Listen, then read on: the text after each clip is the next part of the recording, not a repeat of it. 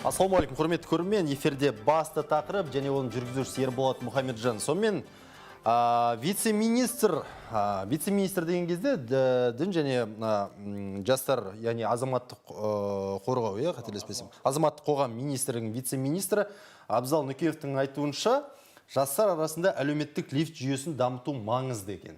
Енді оны біраз уақыт бұрын, осыдан бірнеше жыл бұрын Нұрсұлтан Назарбаев айтқан болатын, өте бір маңызды тақырып. Дәл осы тақырыпты бүгін біз студияда қонақта екі спикермен талқыламақшымыз, әрине, қазір біреуі кешігіп келе жатыр. Қазір студияда қонақта бізде Қазақстан жастары конгресінің атқарушы директоры Сәбитов Айдын мырза және Eurasian Export Council Foundation президенті Лепсібаев Шыңғыс мырза қазір кешігіп келе жатыр, енді көлік кептелісі болып жатыр дейді, құрметті көрермен. Сондықтан дұрысыңыздар. Енді Айдын мырза, мысалы, сіз білесіз, кейбір жастар, мысалға, былай айтады, жас мамандар, Қазақстанда тамыр танысың немесе мықты сүйеншің болса ғана жайлы жақсы жұмысқа орнаса аласың дейді. Енді мысалы, білімді жастарға жұмысқа алу барысында аллау бар екенін, яғни ситуацияға қарау бар екенін Қазақстан президенті Нұрсұлтан Назарбаев айтқан болатын. Ал сарапшылар әлеуметтік лифт институтын құру қажеттігін айтып жатыр. Бүгін ғана өзіңізбен бірге осы эксперттік отырыста болған кезде осы мәселе қатты көтерілді. Мысалы, ауылдағы жастардың бері қарай көтеріле алмауы деген сияқты. Айтыңызшы, жаңа сіз эфирдің басында бір қалай деуге болады, ауыр мәселені айттыңызда, бізде тіпті әлі әлеуметтік лифт қалыптаспаған дедіңіз. Енді бұл эфир басында сіз құпия айтқан болуыңыз мүмкін. Айтыңызшы қазір тікелей. Жалпы рас, қазіргі таңда әрине жұмыс жүргізіліп жатыр. Мысалы, көптеген қоғамдық ұйымдар болсын, мемлекеттік органдар болсын, жастарға әрине қолайлы жағдай жасауға тырысады. Бірақ түп негізінде бұл жерге тек қана қолайлы жағдай жасау үшін бір іс-әрекеттер жасау үшін бір институционалды түрде келу керек. Яғни бұл жерде мысалға біздің қазір таңда іс-шаралар өткізіліп жатыр, әлде біз бағана айтылып жатыр ғой, әлеуметтік лифт, мысалы, мектеп оқушыларына ол ЭНТ дейді. Яғни жасөспірім бірыңғай ұлттық тестті тапсырды, онан ол оқуға түсті дейді. Бұл жақсы әлеуметтік лифт. Ал бірақ адам студенттік кезде, оқу бітірген кезде, онан кейін жұмысқа тұру себебінде қалай жұмыс табу керек? Мысалға, жаңа айтылғандай басында, мысалға, кейбір адамдар жұмысқа тұру үшін оның дипломы сәйкес келу керек болады. Әлде жұмыс беруші бұл жерде қатаң бір өзінің бір ұсыныстарын айтады. Мысалы, өздерінің бір белгілі бір принциптері болады, соған байланысты жұмысқа қабылдайды. А бұл кез келген жас адам оған әрине дайын болмауы мүмкін. Онан бөлек, мысалға, тіпті отбасын құру үшін біздің елімізде әрине отбасы институты әрине жақсы қалыптасқан. Кез келген адам отбасын құрғысы келеді, балалы шағалы болғысы келеді. Бірақтан түп негізінде отбасын құру үшін біріншіден ол адамның әрине жұмысы болу керек. Дұрыс. Екіншіден оның баспанасы болу керек. Баспана болмаса, онда әрине адам қалай отбасын құрады? Онан ары өзін қиын жағдайға келтіруі мүмкін. Сондықтан бұл жерде менің ойымша ең бастысы, бағана спикерлердің біреусі жақсы айта кетіп еді. Мысалға, ең болмаса жастар баспанаға қаражат жинағанда, бәлкім қаражат жинау маңызды емес, жалпы өзінің пенсиясын, жалпы өзінің сол есеп шотын көрсеткен кезде соның өзі негіз бола алатындай жағдай болса деген ұсыныс болды. Бұл менің ойымша өте жақсы, нақты ұсыныс. Яғни менің ойымша жалпы жастар ұйымы болып, қоғамдық ұйымдар болып, және осы өткен жылы құрылған азаматтық қоғам және дін істері министрлігімен біз бір белгілі бір нақты. Өте дер кезінде құрылды бұл министрлік. Себебі, мысалы қараңызшы, бізде жастардың көбісі, жалпы біз жастарға мынандай бір түсінікті қалыптастырдық та, жұмыс деген кезде тек қана мемлекеттік қызметте ғана жұмыс бар сияқты қалыптастырдық та. Және ол мемлекеттік қызметте жұмыс болатын болса да, мысалға жас маман деге ауылға барды жас маман. Мемлекеттік қызметші, жас мемлекеттік қызметші. Жасы бір 22, 23, 21-де. Мысалға, енді сол жас маман сол жерде, мысалы, 3 жыл қызмет етсін, кейін ауданға өссін да, кейін облысқа, кейін Астанаға, республикалық көлемде деген сияқты. Міне, осындай бізде бір әлеуметтік лифті үзіліп қалған сияқты. Егер сол жас маман сол жерге барды ма, ол өмір бойы сол жерде қалу керек. Немесе оны, яғни бұлай, цепочка дейді ғой орысша айтқан кезде, тізбе түрде көтермейді, ол тұрады сол жұмысты тастап, басқа бір бағытқа кетіп қалады мысалға. Енді осындай проблема бар ғой бізде. Бұл жерде жалпы мен ойымша біз батысқа қарау керекпіз. Батыс әлде қайда озып кетті бұл жағынан? озып кеткен бізден. Бұл жерде мысалға қарасақ, тіпті біз өткен жылы еріктілерге қатысты заң қабылдадық қой. Неге біз қабылдадық? Мысалға Америка Құрама Штаттарында адам мемлекеттік қызметке келу үшін ол бірінші еріктілік бір бағыттан өту керек, қоғамдық ұйымдарда жұмыс істеу керек. Бір критерий бар. Дұрыс. Адамның өсуіне.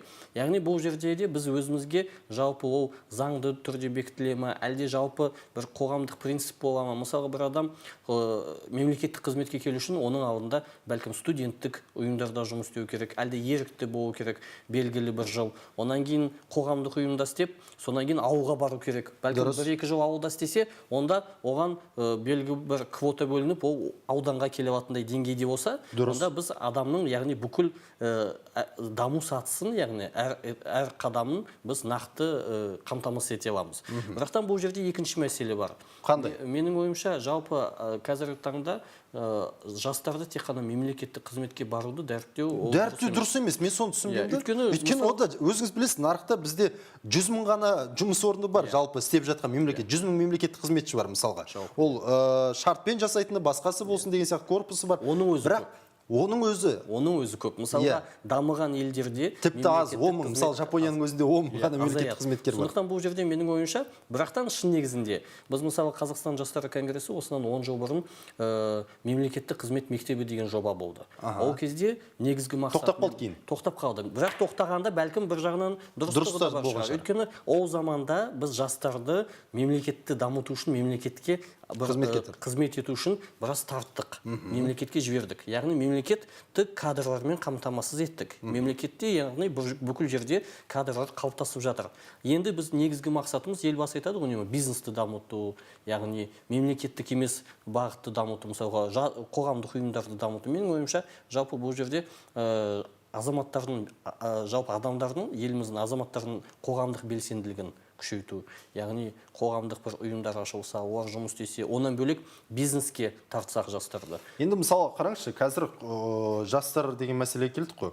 Мысалы жас ұйымдардың көбісі бізде енді сіздерге 15 жыл болды, биыл мысалға қателеспесем 15 жыл болды, өте бір керемет кештеріңіз болайын деп жатыр. Бұл өте жақсы. Құттықтаймын бірінші кезекте. Бірақ менде мынандай сұрақ туады да, мысалы, бізде қазіргі таңда егер қарасаңыз, жастар ұйымдары басқасын барлығын қарасақ, көбінесе мына үкіметтік емес ұйым болып, бір мемлекеттік жобалармен ғана айналысып шектеледі да, осындай жобалармен ғана шектеліп жатады. Мысалы, жаңа өз сөзіңізді айтып кеттіңіз, бизнес саласына қатысты. Қазіргі таңда бизнес саласына қатысты тіпті бір жастар арасында қауымдастықта аз деуге болады.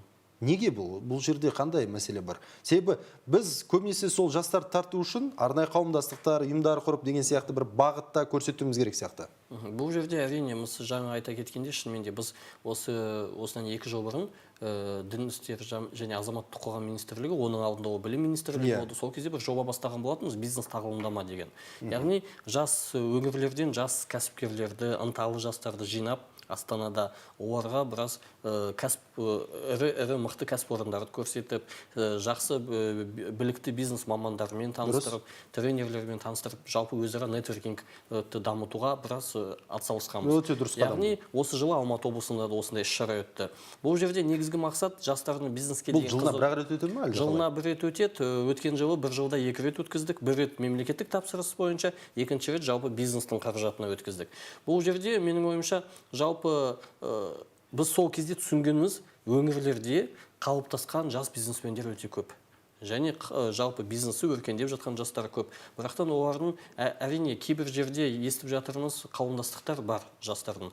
Олардың көлемі кіші болуы мүмкін, бір 10-20 жас бірігіп, әлде тіпті белсенділік аз болуы мүмкін. Сондықтан бұл жерде біздің ұсынысымыз, жалпы біздің ғана ұсыныс емес, ол жастардың ұсынысы, солардың басын біріктіріп, бір қоғамдық ұйым ашып, сол жас кәсіпкерлердің үнін мемлекеттік деңгейде, ұлттық палата болсын, бәлкім үкіметтің деңгейінде сол жастардың үнін жеткізетіндей бір ұйым болу керек. Бір ортақ, мысалға кейбір жастарға бәлкім бөлек бір жобаларын қолдау үшін банктер болсын, әлде басқа да бір несиелік жобаларды қалыптастыру үшін. Түсінікті. Мысалы қараңызшы, бір мәселе бар да осы жерде. біз қандай жастарды қалаймыз бірінші кезекте? Мысалы, тек қана жалпы қоғамда мынандай жастарды қалыптастыру деген бар. Әсіресе батыста жаңа өзіңіз мысал келтіріп отырсыз ғой. Критикалық ойлау қабілеті басым. Яғни ойлана алатын жастарды, ойланбайтын жастарды емес мысалы. Мысалға менде бір сұрақ туады. Әлі күнге дейін біз мына мамандықтар бар ғой, құрылыс мамандықтары мысалға, яғни жұмысшы мамандықтарын, кәсіби жұмысшы мамандықтарын жарнамалай алмай келе жатырмыз. Соңғы уақытта қарасаңыз, мысалы, бізде құрылысшылар күні өтті, немесе басқа шаралар деген сияқты. Неге біз осы мамандықтарды приоритетке қоймаймыз? Яғни біз жастарға, жаңа өзіңіз айтпақшы, тек мемлекеттік қызмет немесе басқа емес, ол түсіну керек, басқа мамандықтың да ерекшеліктері бар екен, және ол мамандықта жақсы қаражат бар екен. Бұл жерде сіздің айтуыңыз рас өте. Негізі менің білуімше жалпы мемлекет приоритет қояды. Жалпы бірақтан бұл ең...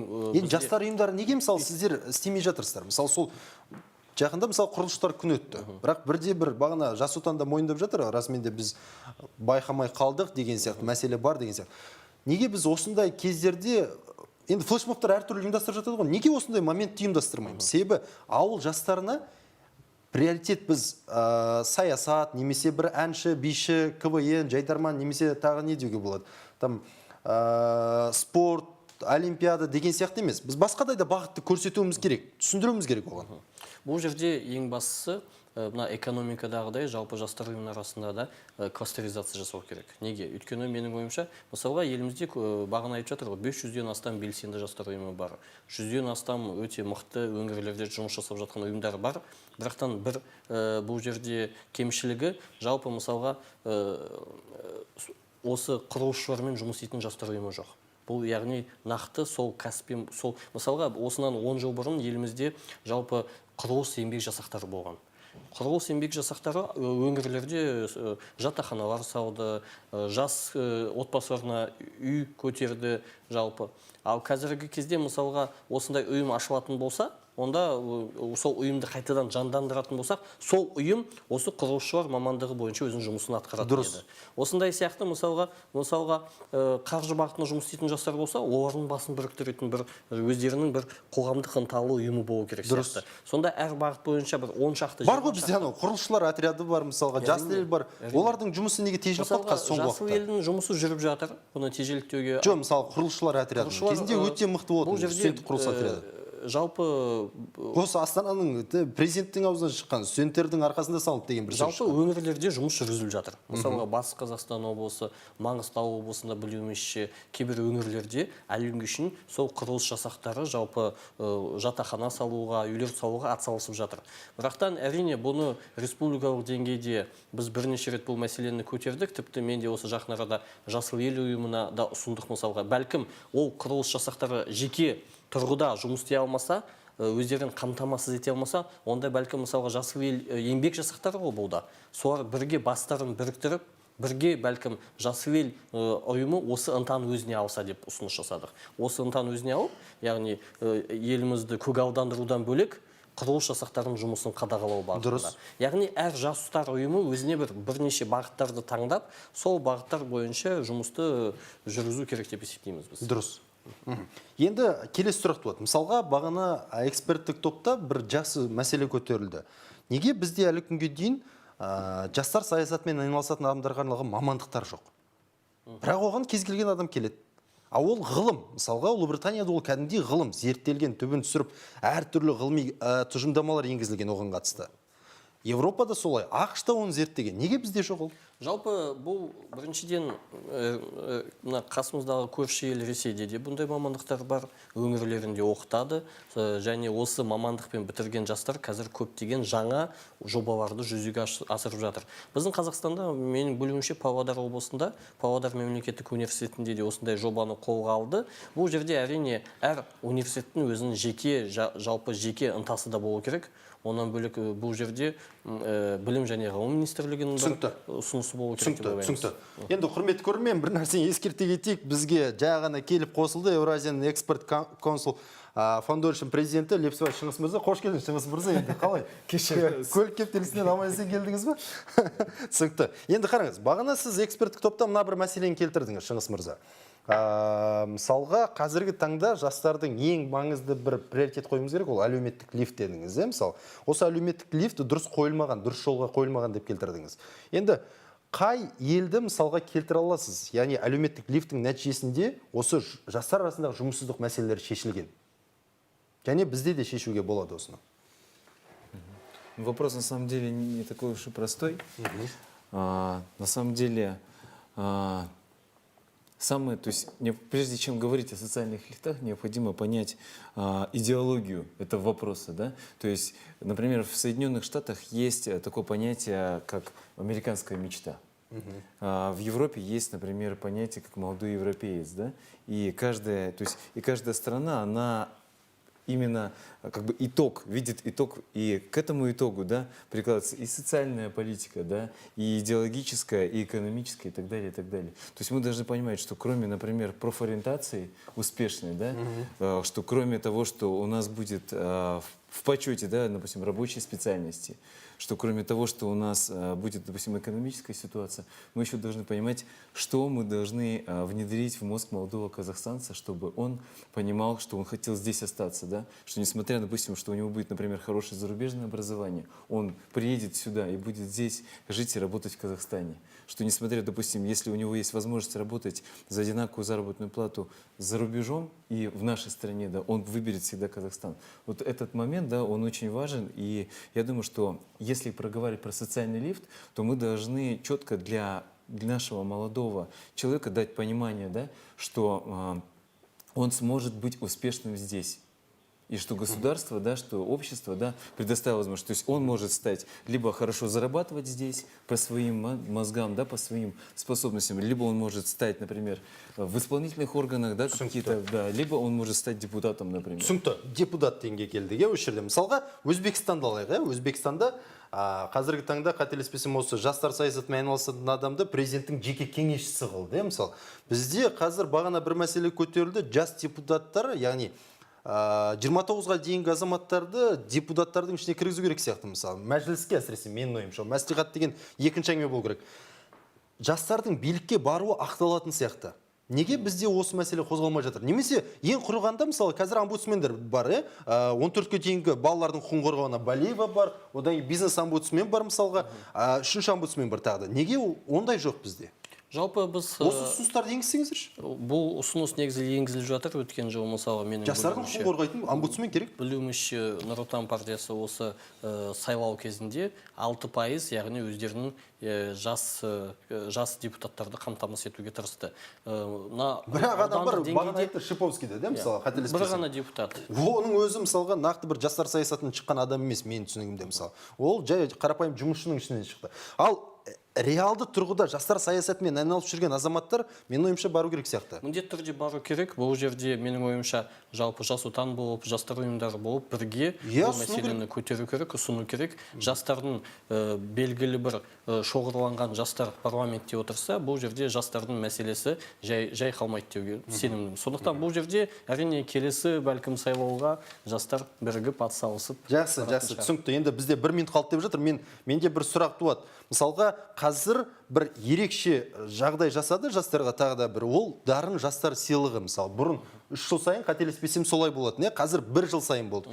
Мен қазір сұрасам, жастар мотивацияға жетті емес па, тапсырыс та аз сияқты. Неге бұл пиар жоқ болып жатыр ма? Мысалы, қазір мен ескерте кетсем болады. Осы жерде бүкіл жастарға барып тапсырыңыздар, және осы премияны алыңыздар деген сияқты. Сіздер айтарыңыз бар ма осыған қатысты? Әрине, негізі бұл премия 2 жылда бір рет берілетін болған. Осы жылдан бастап жыл сайын тағайындалатын болды. Сондықтан да жалпы осы жылға үлкен бір бастама бар осы премияға байланысты. Бұл жерде негізгі мәселе жастарға айтатынымыз, осындай ақпарат жетіп жатса, ақпаратпен бөлісе үйрену керек. Бізде ақпаратты аямау керек бір-бірінен, яғни әлеуметтік желі болсын, мессенджерлер болсын, бір-біріне уақытылы. Мысалы, кейде отырғанда керек жоқ ақпаратты жібереміз ғой бір-бірімізге. Осындай керек ақпаратты жіберетін болсақ, ол қоғам өзі атсалысы, әрине бұл әр адамға жетеді. Сізге 30 секунд қалды деп жатыр бізде. Жастардың билікке бару ақталады ма? Мысалы, енді бір айтсаңшы? Не буду. Білмейсіз ба? Жақсы, бұл кісі әлі келіспеймін дейді. Сонымен, құрметті көрермен, Енді біздің бүгінгі талқылаған тақырыбымыз өте бір маңызды тақырып, себебі әлеуметтік лифт еңбек нарығындағы жастар мәселесін шешімі сияқты. Мүмкіндігінше осы мәселе реттелсін, себебі бізде Қазақстанда, құрметті көрермен, тек қана Қазақстан барысы ғана, яғни спорт саласындағы бірақ әлеуметтік лифтіні көріп отырмыз. Басқа лифттер жүрмей, жұмыс жасамай жатыр деуге болады. Сондықтан үкімет органдары көріп отырған бизнес саладағы азаматтар мүмкіндігінше біздің жастардың сөзіне мән беруге тырысыңыздар. Ертеңге дейін сәттілік бізбен бірге болсын. Рахмет.